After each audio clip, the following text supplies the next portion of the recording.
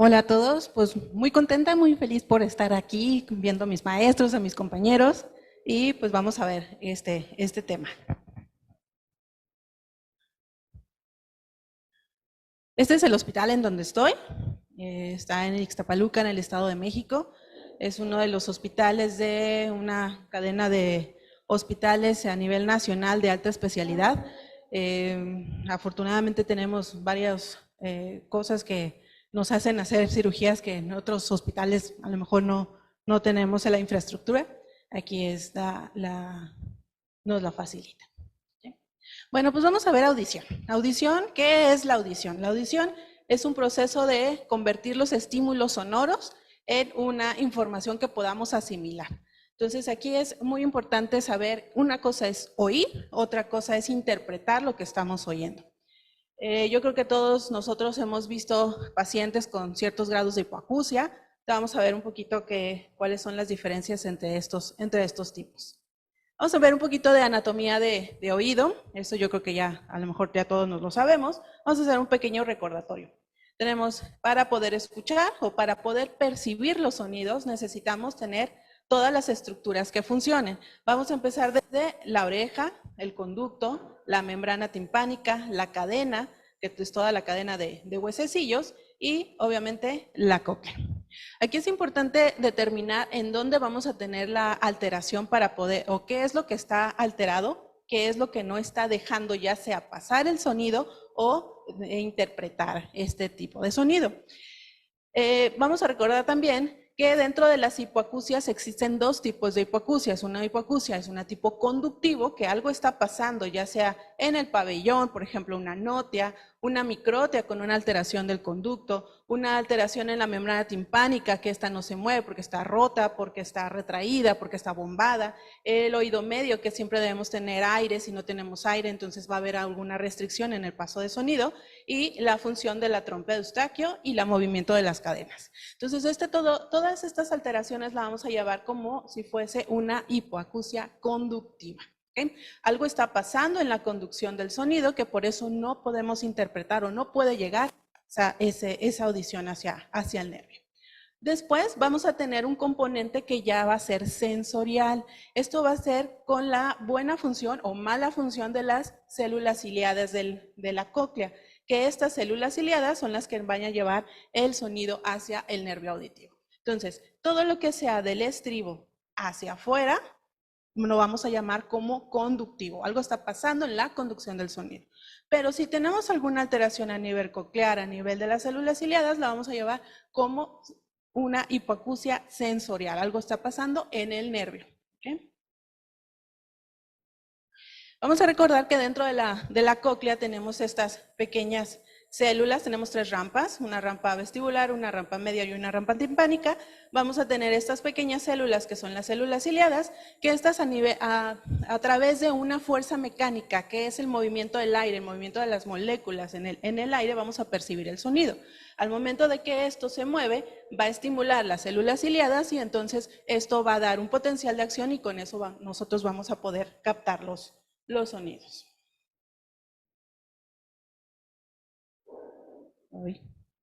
Cuando nacemos, vamos a tener estas células ciliadas, están dispuestas en 3 filas, se ven aquí muy bonitas, se ven todas completas, pero a lo largo del tiempo estas se van dañando y entonces se van cayendo los cilios, se van lastimando, infecciones, medicamentos. Esto hace que estos cilios ya no puedan funcionar y entonces la captación se va perdiendo. Esto pensando, por ejemplo, en un paciente, a lo mejor ya con algún trauma acústico, que algo pasó, que estas células se fueron cayendo, pero es un paciente adulto que pudo escuchar muy bien desde la infancia, les digo, por alguna otra causa tuvo alguna lesión, pero ¿qué pasa, por ejemplo, en los niños? Ahorita lo vamos a ver, ¿no? Cuando nacen sin estas.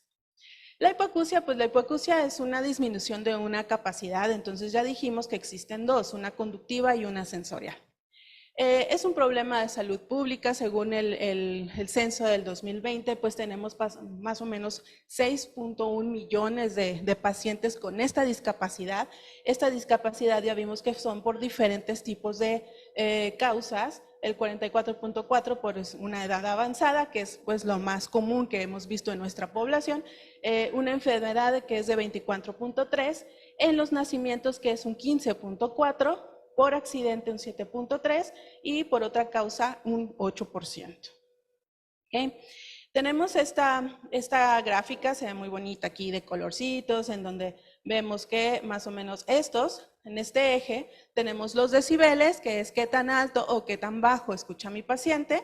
Por ejemplo, estos son sonidos muy estruendosos, muy altos, por ejemplo, una segadora, una motocicleta, pero tenemos sonidos muy delicados, por ejemplo, el goteo de un grifo, ¿no?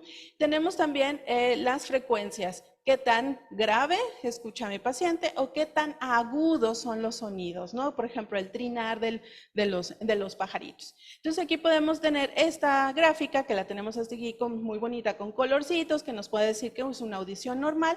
La audición normal, una hipoacusia leve, una moderada, una severa y una profunda. Pero a veces los pacientes no llegan con esto. Entonces esto pues ya a lo mejor ya no tiene los colorcitos, ya no tiene el pajarito y entonces nada más vemos rayas rojas, que va a ser el oído derecho, y rayas azules, que va a ser el oído izquierdo. Para fines prácticos, la audición normal va a ser todo lo que esté por debajo de esta raya, de los 20 decibeles. A veces los pacientes ya como para agilizar, aunque nadie les diga qué estudios hacer, llegan y nos botan todos los estudios, ¿no?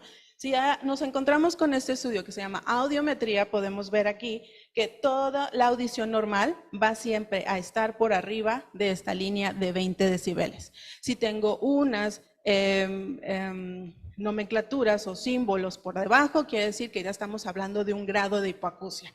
¿Cómo lo vamos a determinar? Simplemente casi todos los laboratorios nos marcan esa línea como más oscura y ya con eso podemos tener una idea. Y siempre acordarnos que va a haber un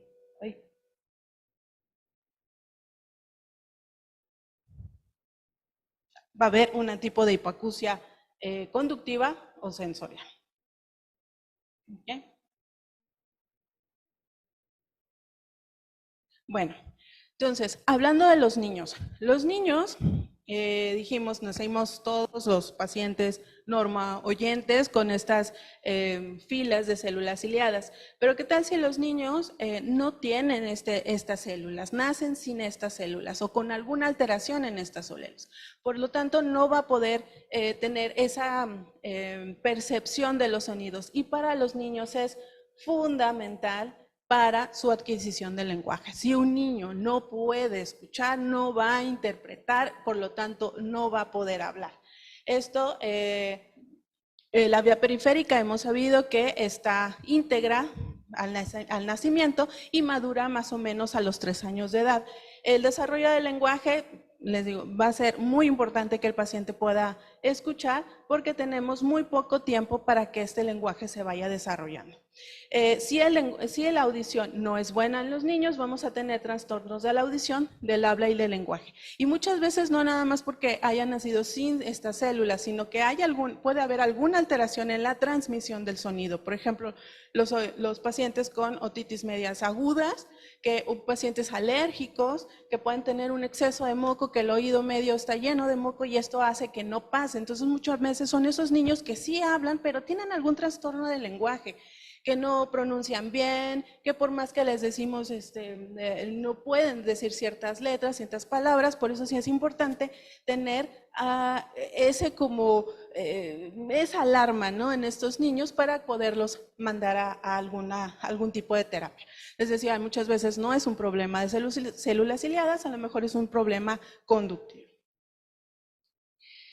¿Cómo vamos a saber un bebé? Un adulto nos puede decir, sí, no escucho del lado derecho, no escucho del lado izquierdo, tengo, no sé, 2 años de que empecé a bajar esa capacidad auditiva. Bueno, pero en el bebé, ¿cómo nos los va a decir? En el bebé tiene ciertas características. Por ejemplo, un paciente recién nacido, pues el paciente recién nacido nos va a dar movimientos. Movimientos, un reflejo de Monroe al momento del estímulo auditivo.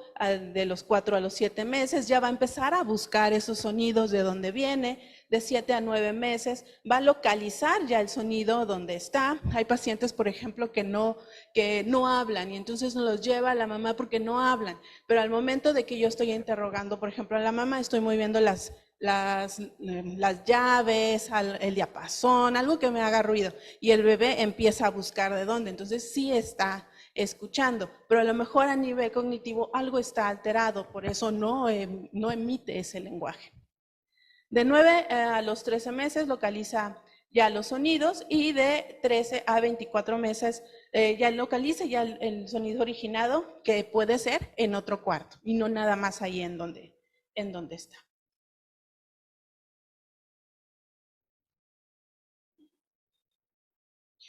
¿Qué vamos a hacer con este bebé? Con este bebé tenemos la sospecha de que no puede escuchar.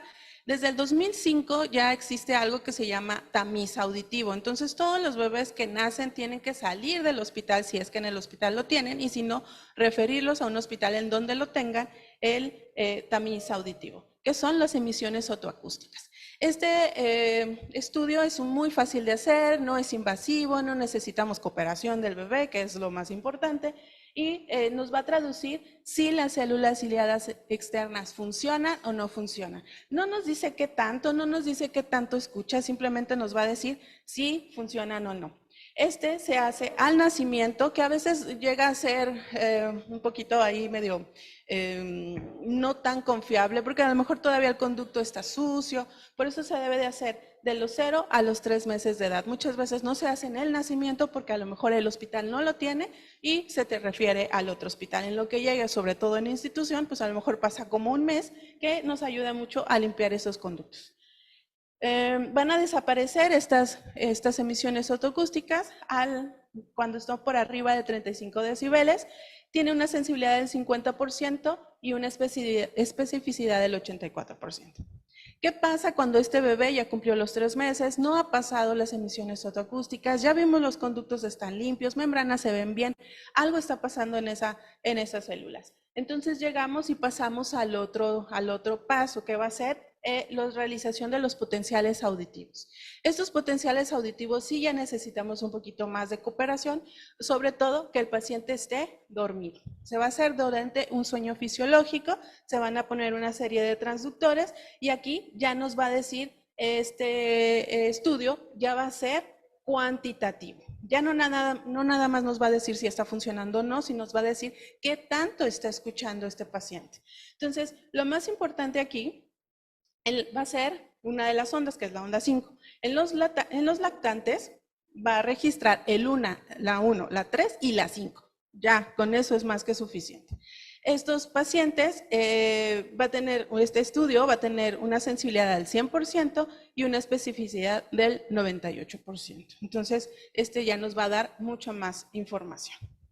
¿Qué va a pasar? Ahora, de las hipoacusias, cuando ya supe que es a nivel del nervio de las células ciliadas y ya supe que es una hipoacusia profunda, entonces sí, ya puedo saber que es una afectación coclear.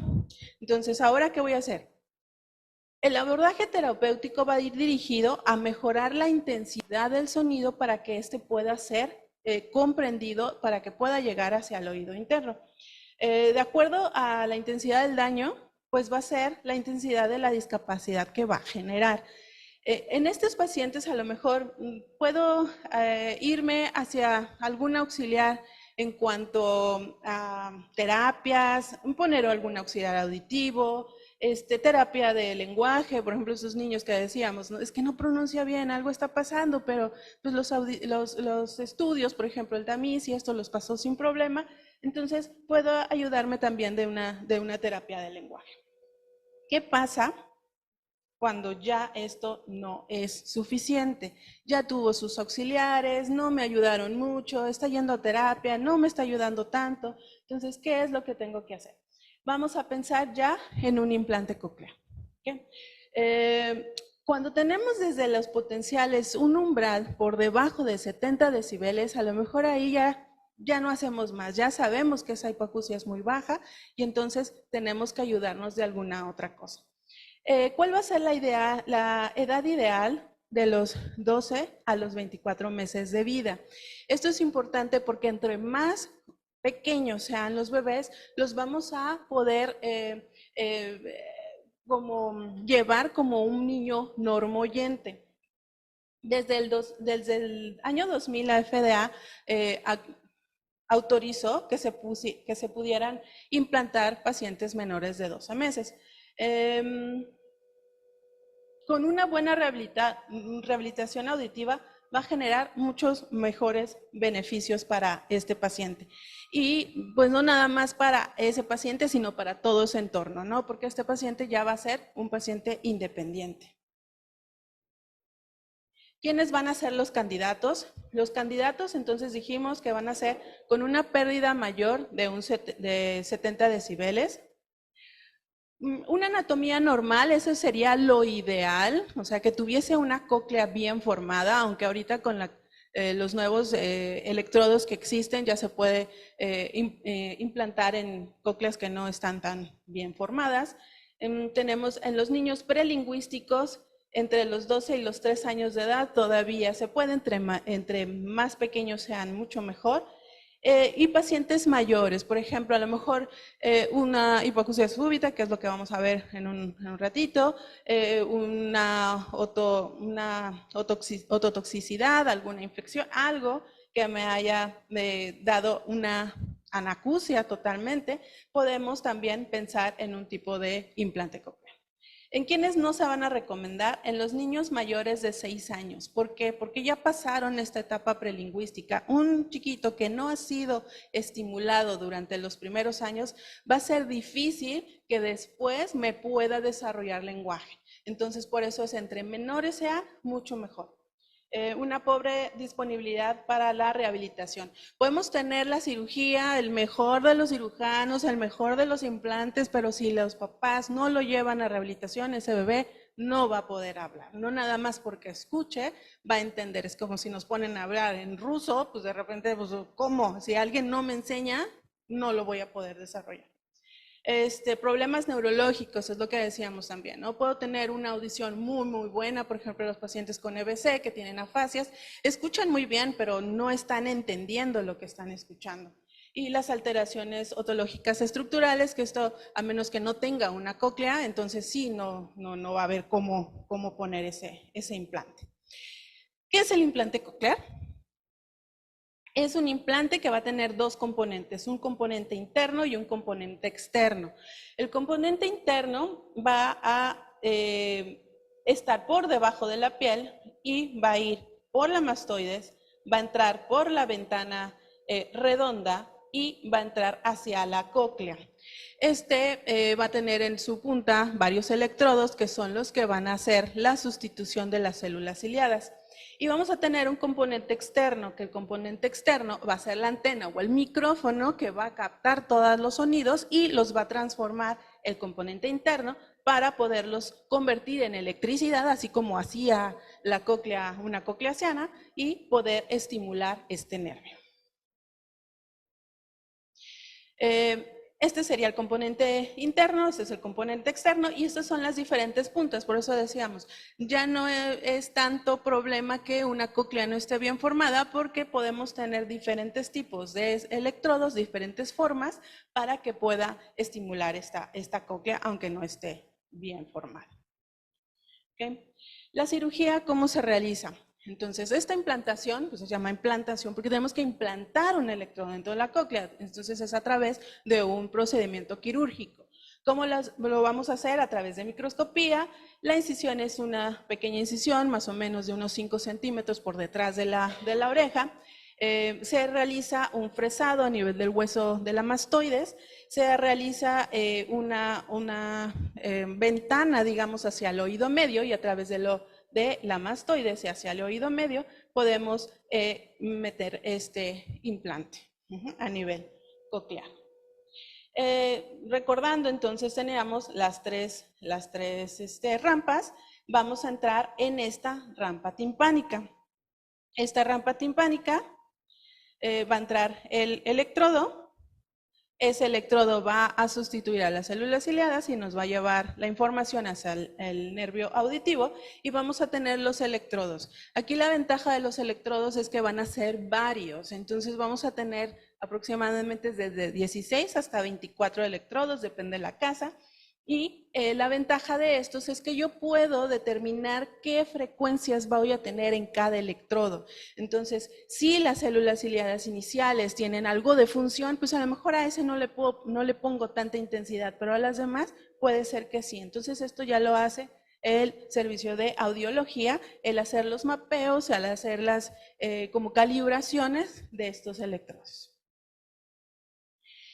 ¿De qué va a depender el éxito? El éxito va a depender, obviamente, de entre menor sea implantados, va a ser mucho más rápido o más fácil esa rehabilitación del paciente. El tiempo de la privación de la vía auditiva, por ejemplo, podemos tener un paciente que ya es adulto, postlingüístico, pero a lo mejor, no sé, perdió 10 años antes la audición, desde hace 10 años no escucha, entonces nos vamos a tardar a lo mejor un poquito más en rehabilitarlo, que si perdió hace un año, es mucho más rápido, ¿no? Cambia más rápido.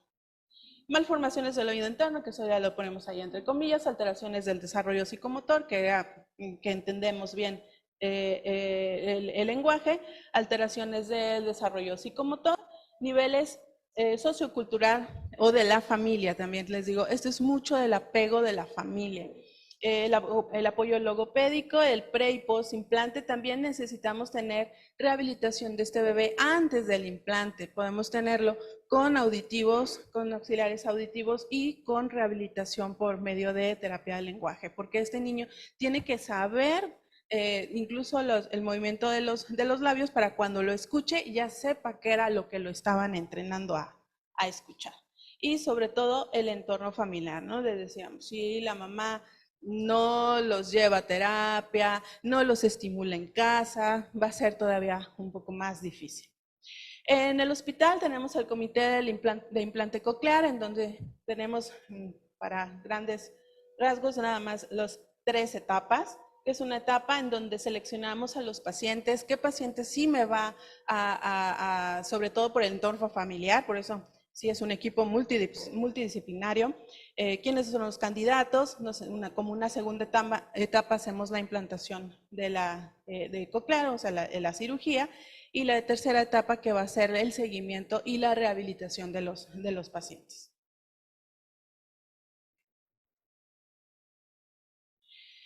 Este es el equipo siempre va a estar constado de pues otorrino, que es el que hacemos la cirugía, pero sobre todo audiología. Audiología es el que va a dar el seguimiento por mucho tiempo. Psicología necesitamos saber también el entorno familiar, cómo está el niño, también hay que ver, por eso decíamos, entre más pequeños mucho mejor, porque es muy fácil incorporarlos a su sociedad normal, con niños normoyentes, pueden ir a la escuela normal. Trabajo social y los terapeutas del lenguaje, que los van a ver desde antes y posterior al evento quirúrgico. ¿Hacia dónde vamos con el implante coclear? Bueno, inicial teníamos estos. Este era el componente externo. Entonces el niño tenía su auxiliar, tenía su antena y tenía una bolsita donde metía ahí su cajita, ¿no? Ahora ya no, ahora ya son más pequeños, incluso ya unos ya no tienen antena. Esto ha ido evolucionando muy rápidamente. Uno de los principales problemas también era la necesidad de hacer alguna resonancia magnética en estos pacientes. Ya sabemos, ¿no?, que el resonador, pues no metemos nada que tenga que ver con prótesis, con metal, con algo. ¿Por qué? Porque es un gran imán. Esto tiene un imán, porque un imán es lo necesario para que la antena se pueda pegar. No va transcutáneo, sino va sobre la piel. Entonces, para que esto se pueda detener, pues necesitamos un imán. Ahora, los nuevos implantes ya tienen un imán removible por sí, aunque esto sí se puede hacer resonancias hasta de 3 teslas, pero si por alguna causa la sombra no me deja ver alguna lesión o algo, puedo también hacer una pequeña incisión y retirar el imán. También otro era la falta de la acoplación del imán con la antena, porque pues ya sabemos, ¿no? Si ponemos un imán se pega muy bien, pero si lo ponemos al revés lo rechaza. Entonces ahora lo que hicieron también es tener unos rollos dentro del imán para que estos puedan ser flexibles y entonces no tener ese choque o alguna posibilidad que se vaya a caer. Las puntas también, lo que dijimos, ¿no? Hay puntas de diferentes tipos para el tipo de cóclea que voy a tener. Si todavía tengo algunas células que todavía me están funcionando, a lo mejor voy a poner un implante perimodioidal que va a estar pegado hacia el modiolo para que me estimule mejor la célula ciliar. En cuanto a indicaciones, entonces dijimos que es mucho mejor ya la implantación en pequeños, es mucho mejor una implantación simultánea. ¿Qué quiere decir esto de simultáneo? Que en el mismo evento quirúrgico se pueden poner los dos, o implantación bilateral, que no pase mucho tiempo, por lo menos un año, entre la aplicación de uno y la implantación de otro. Entre más pequeños, dijimos también, la adquisición del lenguaje es mucho más fácil y la escolarización también va a ir a la par de todos los pacientes normoyentes. En cuanto a la cirugía, antes se hacía una cirugía mucho más grande, se hacían más lechos, se hacían otros tipos de abordajes un poco más extensos. Ahora es muy pequeñita, se hacen tipos de bolsillos, se hace un pequeño fresado, pero ya la intervención es mucho más, digamos, no tan grandes estas incisiones. Y les decía, los tres aspectos fundamentales van a ser el entorno familiar, que estén los papás muy comprometidos con su niño. El entorno educativo, entre más pequeños es mucho más fácil poderlos incorporar a la escuela normal. Centros de implantes cocleares en donde tenemos rehabilitadores, el audiólogo, todo lo que nos va a servir para que este niño pueda ser exitoso. Por ejemplo, en tiempos de pandemia, las rehabilitaciones se hacían a través de Zoom, pero nunca dejamos que los niños se quedaran sin sus rehabilitaciones. ¿Okay? Esta es Ariadna, una de las primeras pacientes con implantes de ahí del hospital. También, a nivel de institución, sí se recomienda mucho que el diagnóstico sea temprano, porque a nivel de institución tardan mucho los niños en llegar desde que son captados a que llegan a una consulta de otorrino, puede llegar a tardar varios meses. Entonces, entre más rápido los manden, más rápido los vamos a captar y los podemos rehabilitar. Ahorita con los nuevos programas de la Secretaría de Salud, bueno, pues hemos tenido un poquito ahí de limitantes, pero sí es importante que en cuanto se diagnostiquen, se puedan mandar. ¿Okay? Y con eso hacemos un niño que sea independiente, ya no van a necesitar más que de su batería, que hasta eso es recargable.